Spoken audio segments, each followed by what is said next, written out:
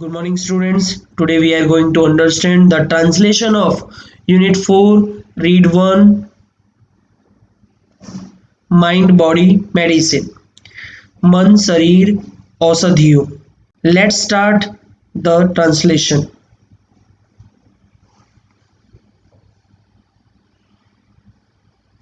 If we look at different people in the world around us, we observe that all of us are not all alike. જો આપણે આપણી આસપાસના જુદા જુદા લોકોને જોઈએ તો આપણે નિરીક્ષણ કરીએ છીએ કે આપણે બધા એક સરખા નથી.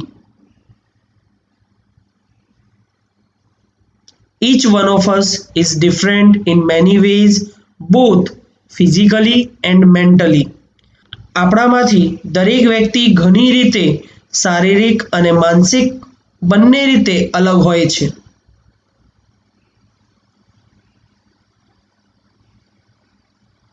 We ought to understand our own nature and the nature of others for our own happiness and well-being in life. આપણને જીવનમાં આપણી પોતાની ખુશી અને તંદુરસ્તી માટે આપણને આપણા સ્વભાવ અને બીજાના સ્વભાવને સમજવો જ પડે. અહીંયા વેલ-બીઇંગ એટલે કે તંદુરસ્તી.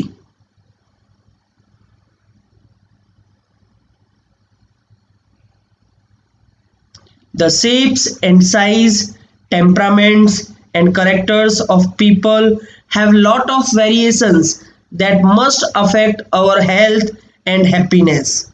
લોકોના આકાર અને કદ, મિજાજ અને ચારિત્ર્યમાં ઘણી વિવિધતા હોય છે કે જે આપણા સ્વાસ્થ્ય અને ખુશીને અસર કરે છે.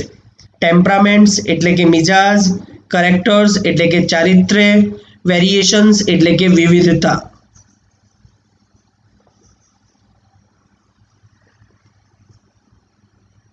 According to Ayurveda, physical diseases occur mainly owing to external factors like wrong diet or exposure to pathogens.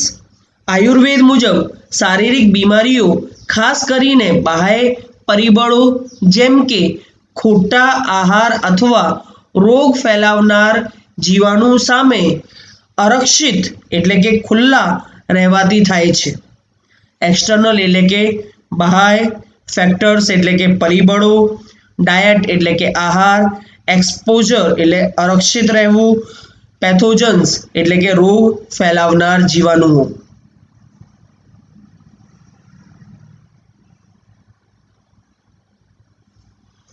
Mental diseases arise mainly from internal factors like wrong use of the senses and the increase of negative emotions.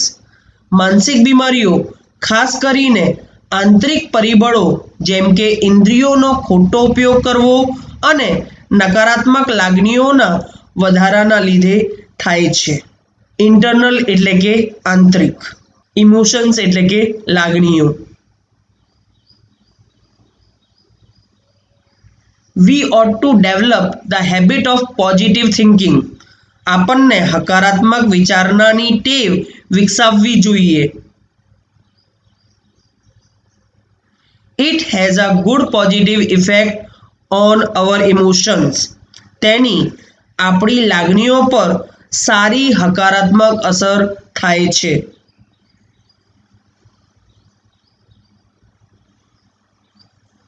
However, both physical and psychological diseases are usually mixed and one seldom occurs without the other. જો કે શારીરિક અને માનસિક બંને બીમારીઓ સામાન્ય રીતે સંકળાયેલી હોય છે અને અન્યના અભાવે ભાગ્યે જ થતી હોય છે. સાયકોલોજીકલ એટલે કે માનસિક, સેલ્ડમ એટલે કે ભાગ્યે જ.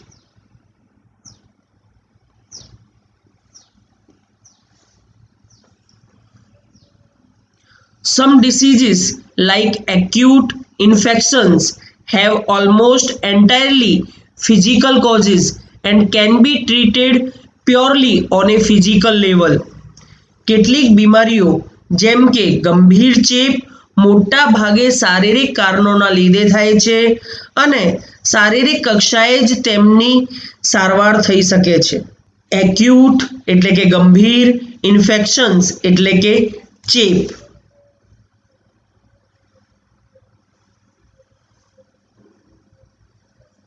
However, most diseases have psychological cause and all lasting diseases have psychological effects. જો કે મોટા ભાગની બીમારીઓના કારણ માનસિક હોય છે અને બધી જ લાંબા સમય સુધી ચાલનારી બીમારીઓમાં માનસિક અસર હોય છે.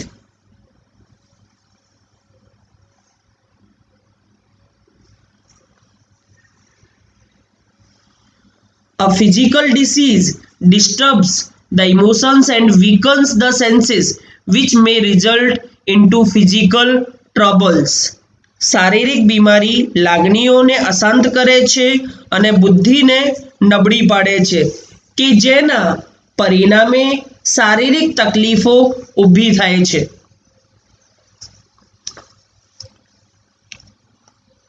They lead to dietary problems, strain the heart and nerves and weaken the physical body.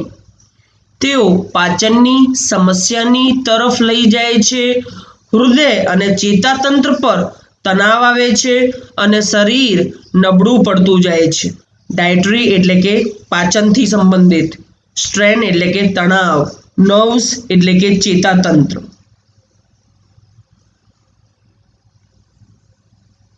In the modern developed world, our problems are mainly psychological. આધુનિક વિકસિત વિશ્વમાં આપણી સમસ્યાઓ મુખ્યત્વે માનસિક છે.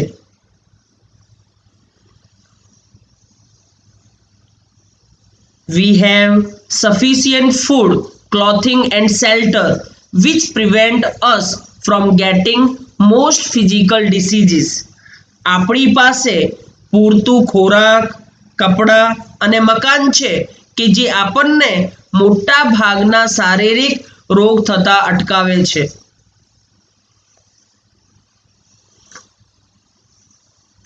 Though most of us have no major physical problems, we still suffer from psychological unrest. આપણામાંથી ઘણા બધાને મોટી શારીરિક સમસ્યાઓ ન હોય છતાં પણ આપણે માનસિક અસ્વસ્થતાથી પીડાઈએ છીએ. અનરેસ્ટ એટલે કે અસ્વસ્થતા.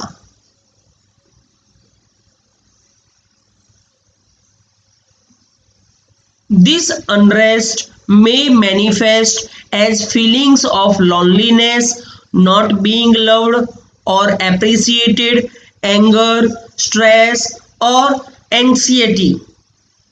આ અસ્વસ્થતા એકલતા, પ્રેમ કે કદરથી વંચિતતા, ગુસ્સો, તણાવ કે વ્યગ્રતા જેવી લાગણીઓ તરીકે પ્રદર્શિત થઈ શકે છે. મેનિફેસ્ટ એટલે કે પ્રદર્શિત કરવું.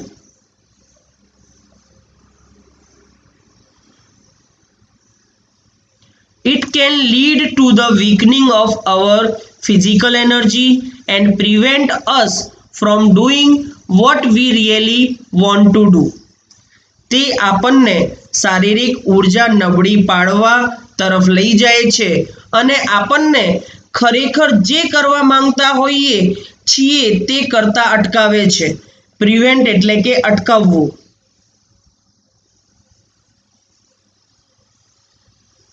Our very way of life breeds unhappiness. આપણી જીવનશૈલી જ દુઃખનો ઉછેર કરે છે. વેરી વે ઓફ લાઈફ એટલે કે જીવનશૈલી, બ્રીડ્સ એટલે કે ઉછેર કરવું.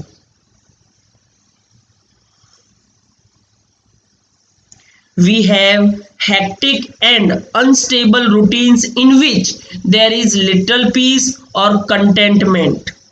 આપણી દિનચર્યા અવિશ્રાંત અને અવ્યવસ્થિત છે કે જેમાં શાંતિ અથવા સંતોષ નહિવત છે. હેક્ટિક એટલે કે અવિશ્રાંત, અનસ્ટેબલ એટલે કે અવ્યવસ્થિત, કન્ટેન્ટમેન્ટ એટલે કે સંતોષ.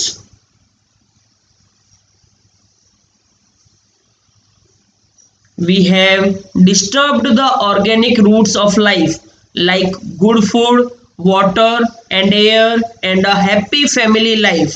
અમે લોકોએ જીવનના મૂળભૂત પાયા જેમ કે સારા ખોરાક, પાણી અને હવા અને સુખી કૌટુંબિક જીવનને ખલેલ પહોંચાડી છે.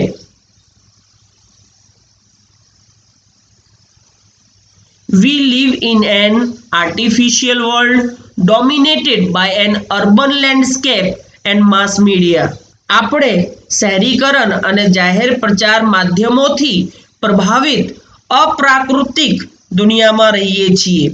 ડોમિનેટેડ એટલે કે પ્રભાવિત થવું, અર્બન લેન્ડસ્કેપ એટલે કે શહેરીકરણ, માસ મીડિયા એટલે કે જાહેર પ્રચાર માધ્યમ. There is little to nourish the soul. આત્માના પોષણ માટે નહિવત છે. નરિશ એટલે કે પોષણ, સોલ એટલે કે આત્મા. We always desire new things and are seldom content with what we have. આપણે હંમેશા નવી વસ્તુઓની ઈચ્છા કરીએ છીએ અને જે આપણી પાસે છે તેનાથી ભાગ્યે જ સંતુષ્ટ રહીએ છીએ. We always crave to have more. આપણે હંમેશા વધારે મેળવવાની ઝંખના કરીએ છીએ. ક્રેવ એટલે કે ઝંખના. We are never still or at rest. આપણે ક્યારે શાંત રહેતા નથી અથવા આરામ કરતા નથી.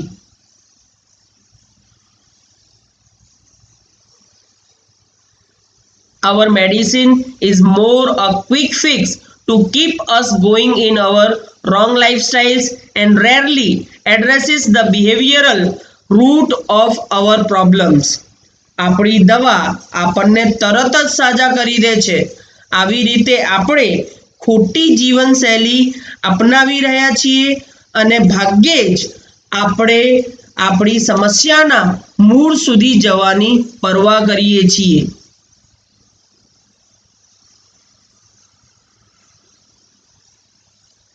We take a quick pill hoping that our problem will go away, but we do not recognize that it may only be a symptom of an imbalanced life.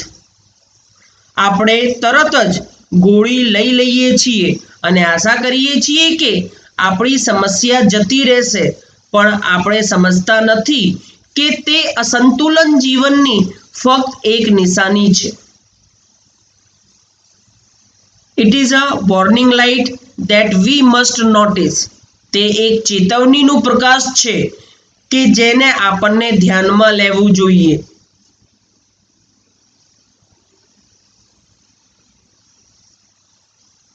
Ayurveda, on the other hand, teaches harmony with nature, simplicity, and contentment as keys to well-being. Ayurveda બીજી તરફ કુદરત સાથે સંવાદિતા, તંદુરસ્તીની ચાવીરૂપ સાદગી અને સંતોષ શીખવાડે છે. હાર્મની એટલે કે સંવાદિતા.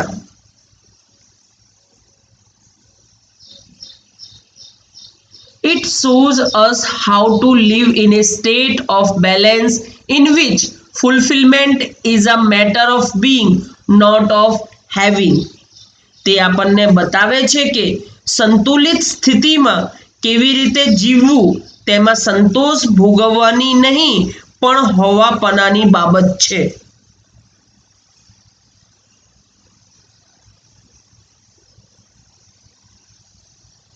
It connects us with the source of creativity and happiness within ourselves so that we can permanently overcome our psychological problems.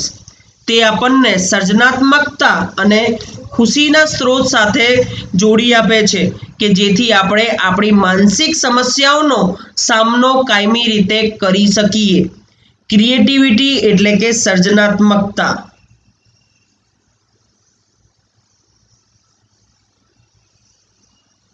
Ayurveda provides a real solution to our health problems which requires to change how we live think and observe.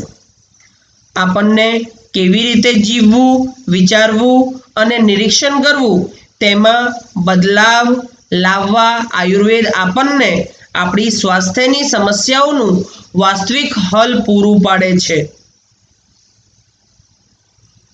Levels of ayurvedic healing. આયુર્વેદથી ઉપચારના તબક્કા. Ayurveda recognize 4 primary levels of healing. Ayurveda ઉપચારના 4 પ્રાથમિક તબક્કા સમજાવે છે.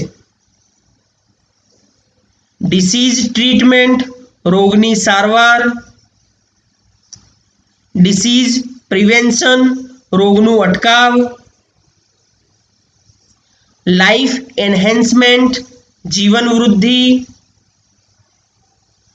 Awareness development, જાગૃતતાનો વિકાસ.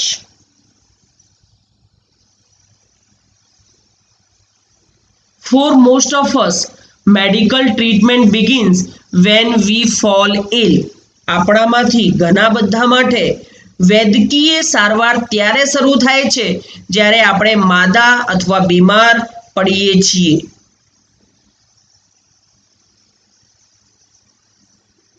It is a form of disease treatment or response to a condition that has already occurred. તે રોગની સારવારના સ્વરૂપમાં હોય છે, સ્થિતિનો પ્રત્યુત્તર કે જે પહેલેથી થઈ ચૂકી છે. It aims at fixing something already broken. જે ખરાબ થઈ ચૂક્યું છે તેને સુધારવાનો ધ્યેય હોય છે.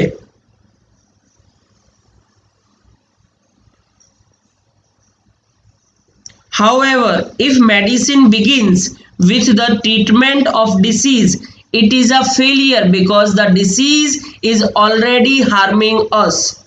જો કે જો દવા રોગની સારવાર સાથે શરૂ થાય છે તો તે નિષ્ફળતા છે કારણ કે રોગ આપણને પહેલેથી નુકસાન પહોંચાડી રહ્યો છે.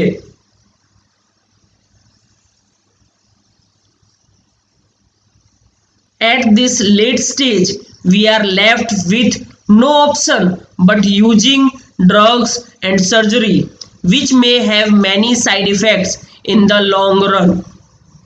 આ છેલ્લા તબક્કામાં આપણી પાસે દવાઓ અને વાડકાપ સિવાયનો કોઈ વિકલ્પ રહેતો જ નથી કે જેની લાંબા ગાળે ઘણી આડઅસરો હોઈ શકે છે.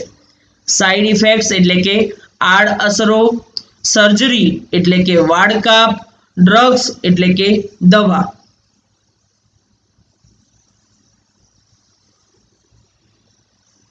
A higher level of healing aims at preventing disease before they manifest. ઉપચારના ઉચ્ચ તબક્કામાં રોગ દેખાય તેની પહેલા જ રોગને અટકાવવાનું ધ્યેય હોય છે.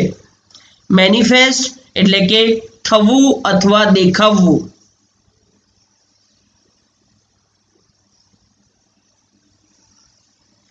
To reach this stage, we ought to consider the fact of our lifestyle, environment, work and psychological condition.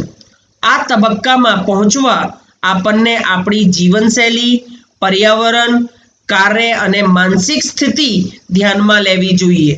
Environment એટલે કે પર્યાવરણ.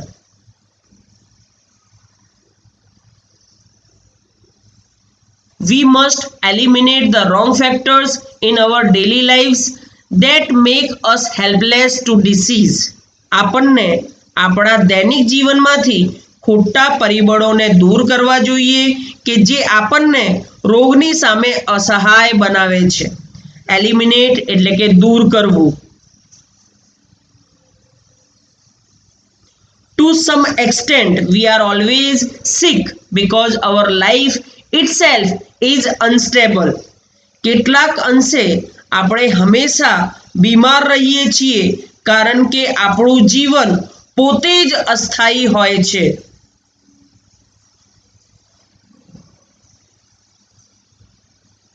There are always some diseases attacking us particularly in changes of seasons or in the aging process. કેટલીક બીમારીઓ હંમેશા આપણા પર હુમલો કરતી હોય છે, ખાસ કરીને જ્યારે ઋતુઓ બદલાય છે અથવા ઉંમર વધવાની પ્રક્રિયામાં. Health is a matter of continual adjustment like navigating a ship upon the sea. સ્વાસ્થ્ય સતત સમાયોજનની બાબત છે, જેમ કે સમુદ્રમાં જહાજને ચલાવતા રહેવું. અહીંયા નેવિગેટિંગ એટલે કે ચલાવવું.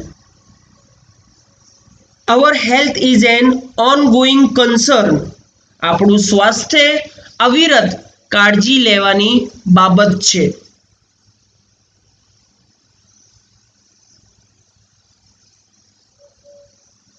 The third level of treatment is life enhancement therapy, which aims at improving our vitality and enabling us to live longer. ત્રીજી કક્ષાની સારવાર એ જીવન વૃદ્ધિની ઉપચાર પદ્ધતિ છે કે જેનો હેતુ આપણી જીવવાની ક્ષમતામાં વધારો કરવો અને આપણને લાંબા સમય સુધી જીવવા માટે મદદરૂપ થવાનો છે. વિટાલિટી એટલે કે જીવવાની ક્ષમતા. It does not merely prevent disease but shows us how to increase our positive energy. તે ફક્ત રોગની જ રોકથામ નથી કરતું, પણ આપણી હકારાત્મક ઉર્જાને કેવી રીતે વધારી શકાય છે તે દર્શાવે છે.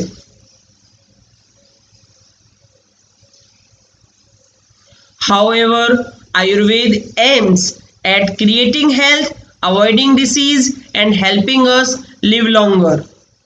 જો કે આયુર્વેદનું હેતુ સ્વાસ્થ્ય જાળવવાનું, રોગથી દૂર રહેવાનું અને આપણને લાંબા સમય સુધી જીવવા મદદરૂપ થવાનું છે.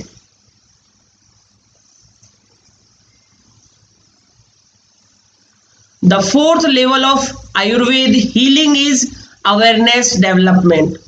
આયુર્વેદ ઉપચારની ચોથી કક્ષા એ જાગૃતતા વિકસાવવાની છે.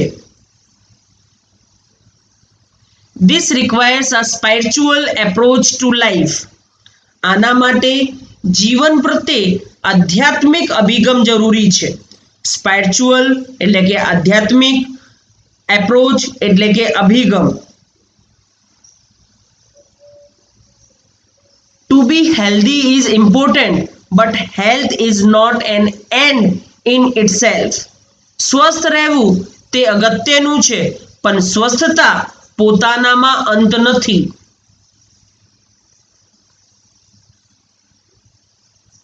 It is not enough merely to prolong our lives and have better energy to do the things we want.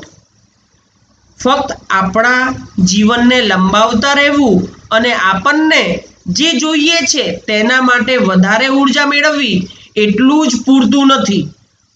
Prolong એટલે કે લંબાવવું.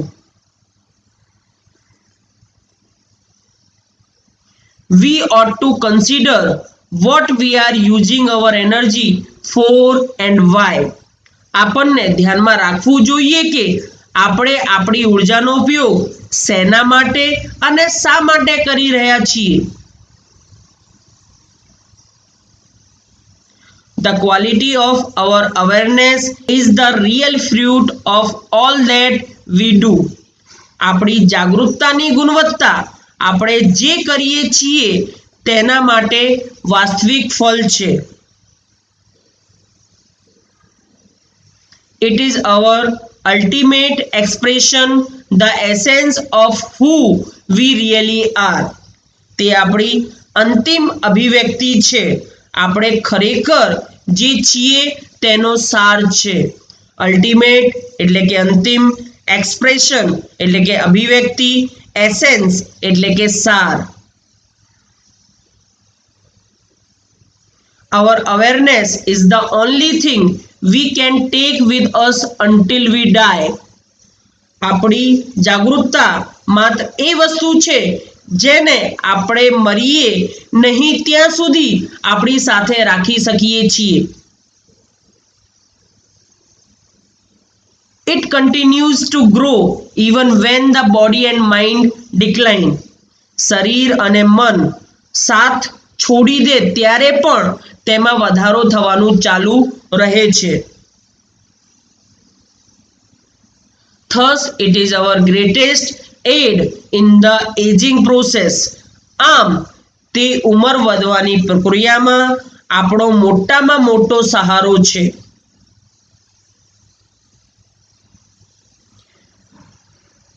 This is the ultimate goal of Ayurveda, which aims at releasing us from all sorrow and suffering. આ આયુર્વેદનો અંતિમ હેતુ છે કે જે આપણને બધા જ દુઃખ અને પીડામાંથી મુક્તિ અપાવે છે. True awareness is the ultimate cure for all psychological disorders. સાચી જાગૃતતા એ બધી જ માનસિક ગરબડોનો અંતિમ ઇલાજ છે. But to understand it, we must first look into the mind and its functions. પણ તેને સમજતી પહેલા આપણને આપણા મન અને તેના કાર્યો પર ધ્યાન આપવું જોઈએ. We had better start from where we are. આપણે જ્યાં છીએ ત્યાંથી તેની શરૂઆત કરવી બહેતર છે. In this direction, our journey proceeds. આપણી યાત્રા આ દિશામાં આગળ વધે છે. વિદ્યાર્થી મિત્રો, આની સાથે જ પતે છે આપણો unit 4 read 1 mind body medicine. વિદ્યાર્થી મિત્રો, જો તમને અમારો આ વિડીયો ગમ્યો હોય તો please like, share and subscribe to support us. Thank you students.